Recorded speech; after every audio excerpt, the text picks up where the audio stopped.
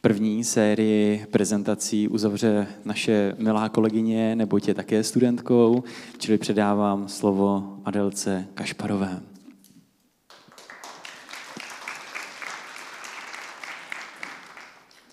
Tak, dobrý den, já jsem Adela Kašparová a jsem tady, protože jsem studovala 3 roky v Amsterdamu a dneska bych vám ráda řekla něco o tom, jak je to s drogovými regulacemi v Holandsku, protože se často domníváme, že po cestě do Amsterdamu zkusíme veškerou marihuanu, která v coffee shopech existuje tam, ale není to tak jednoduché. Regulace v Holandsku jsou trošku více složité a dneska jsem si pro vás připravila video s 2 mými spolužačkami a ty vám víc vysvětlí, jaký to bylo vyrůstat v takovém prostředí.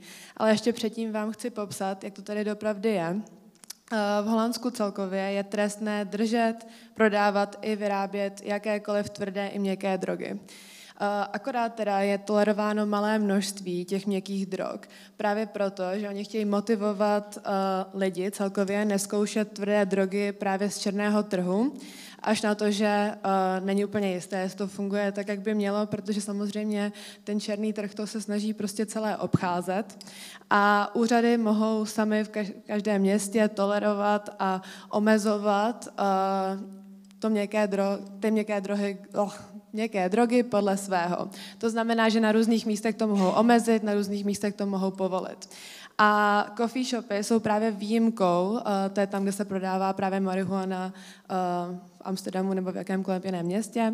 A tam malé množství je tolerováno a lidé si ho mohou koupit. Oni mají takové pravidlo, že pokud u vás najdou 5 rostlin konopí anebo 5 gramů konopí, tak teoreticky je to trestně stíhané, ale zároveň oni předpokládají, že to máte pro osobní užití a nebudete to prodávat dál a proto vás za to pravděpodobně neodsoudí. Takže takhle by to bylo k tomu, jak tam je s těmi regulacemi. A teď chci pustit video, kde moje kamarádky vysvětlí víc. Hi, this is Ruth and this is Sanne, 2 girls from the Netherlands currently studying in Amsterdam, and they are here to share their stories and insight on their country's drug regulation. When people think of Amsterdam, they often picture coffee shops and a relaxed attitude toward cannabis. But what does it actually mean to live in a country where soft drugs are tolerated yet tightly regulated? Since cannabis is legal and taxed in the Netherlands, do you think it reduces the usage of it? Well, cannabis, like selling cannabis is technically legal in the Netherlands, so you can do it and you probably won't get prosecuted for it, but it's not entirely legal because the process for selling it, like obviously would include like buying it as well and growing it, and that is not legal. So it's a bit more complicated than it just being legal, and this puts people who sell cannabis in difficult positions sometimes. But yeah, about the usage, I think that I don't know if it necessarily reduces usage, but I do think that it maybe it like moderates it. Yeah, it's less tempting to try. Well, it's more expensive, but it is like easier. But because it's more expensive, you might be less inclined to try it. I think it's more like a thing that tourists do a lot because it's legal here, legal and easy. But I don't necessarily think that usage in general in the Netherlands is that much higher as in other countries. But it's just safer and more regulated. Yeah, I think definitely the tourism here in Amsterdam is a big part of the people who use cannabis. Yeah. And not necessarily the Dutch in Amsterdam. Yeah.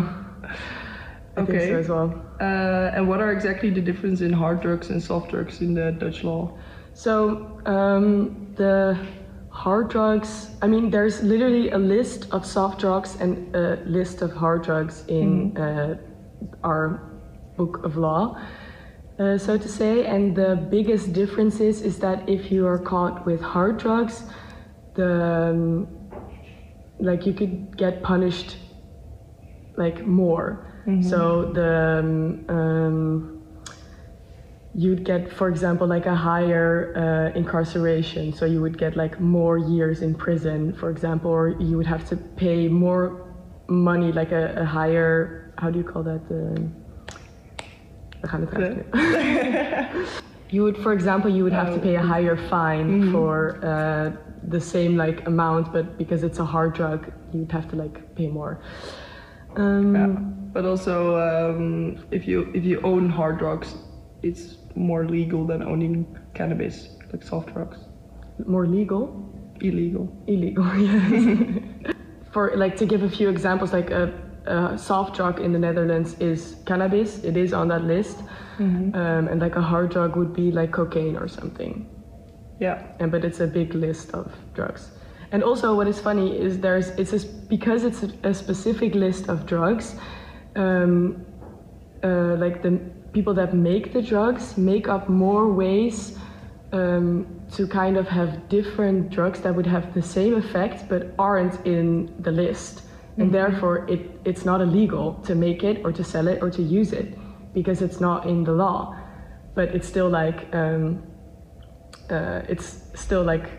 the same effect, you know. So the way that the Dutch government is trying to get around that right now is by like giving a more broad definition of what a hard drug and what a soft drug is, but that is really, really hard, and that's why it's kind of this continuous cycle of, you know, there's a new drug, they sanction it, then they make another drug, they sanction it, and I think that's the biggest problem in the law around drugs at the moment.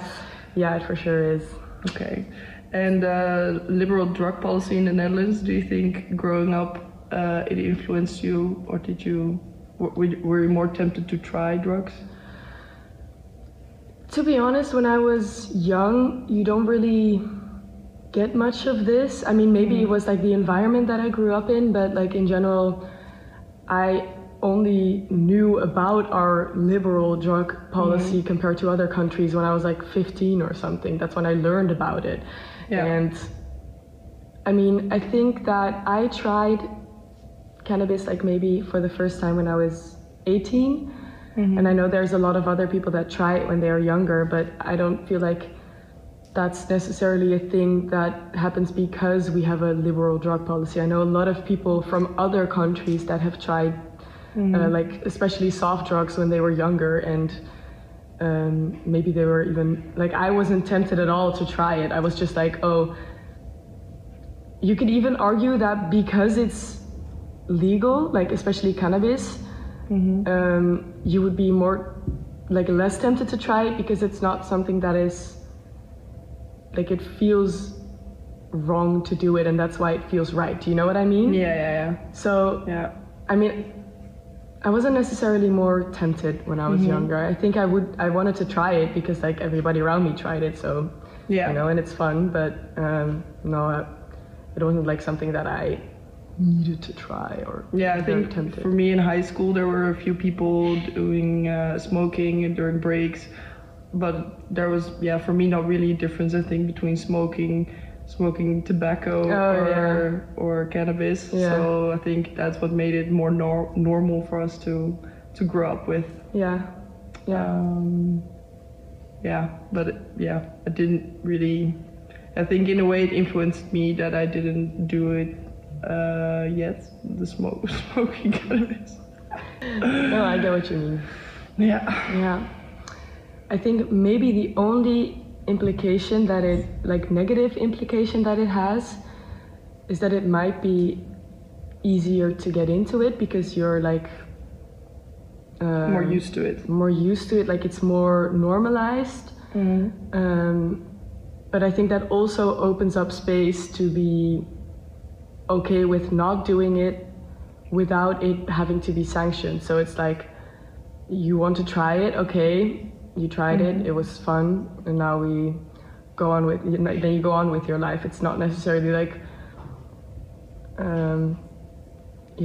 because it's not sanctioned, you have to do it or something. But maybe if you do then try it that one time, you like it a lot, and then you could get addicted to it. But also, even if you get addicted, it's still like regulated and it's more expensive than if you would, or actually maybe it's not more expensive because the markets is like compatible. Many competitive coffee shops, competitive.